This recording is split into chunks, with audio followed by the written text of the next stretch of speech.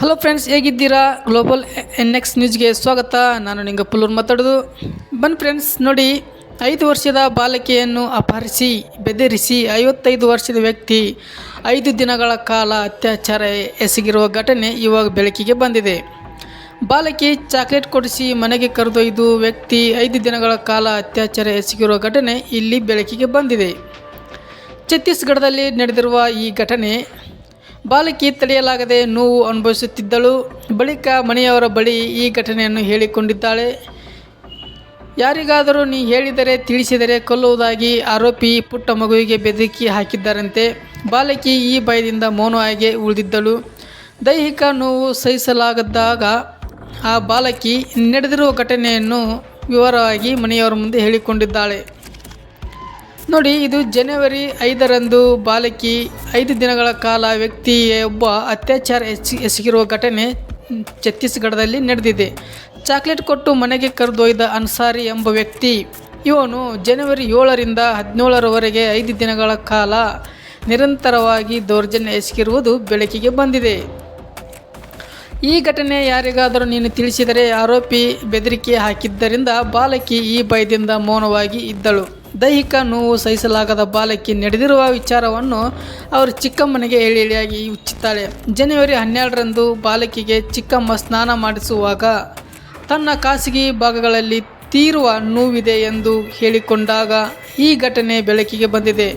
ಮಗುವಿನ ಸ್ಥಿತಿಯನ್ನು ಅವಳು ಚಿಕ್ಕಮ್ಮ ಅನುಭವಿಸಿದಾಗ ಯಾಕಮ್ಮ ಗಾಬರಿಗೊಂಡು ಈ ಥರ ಆಗ್ತದೆ ಎಂಬ ಕುಟುಂಬಸ್ಥರೆಲ್ಲರೂ ಸೇರಿ ಕೇಳಿದಾಗ ಆ ಪುಟ್ಟ ಮಗು ಆ ನೋವನ್ನು ಪರಿಸ್ಥಿತಿಯನ್ನು ಹೇಳಿಕೊಂಡಿದ್ದಾಳೆ.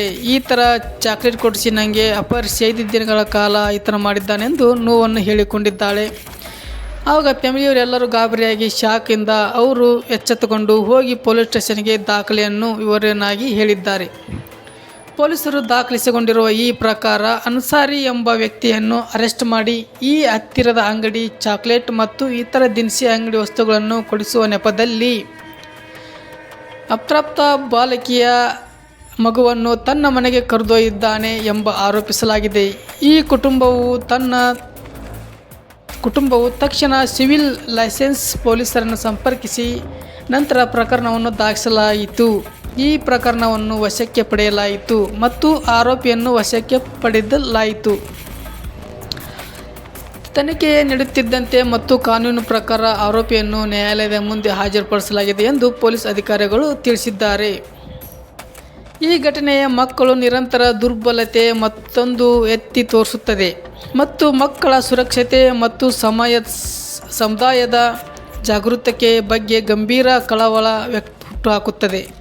ಛತ್ತೀಸ್ಗಢ ಸೇರಿದಂತೆ ಹಲವಾರು ರಾಜ್ಯಗಳಲ್ಲಿ ಅಪ್ರಾಪ್ತ ವಯಸ್ಕರ ಮೇಲಿನ ಲೈಂಗಿಕ ಕಿರುಕುಳ ಅಪರಾಧಗಳು ದಿನೇ ಪ್ರಕರಣಗಳು ಜಾಸ್ತಿಯಾಗುತ್ತಾ ಏರಿಕೆಯಾಗುತ್ತಾ ಹೋಗ್ತಾ ಇದೆ.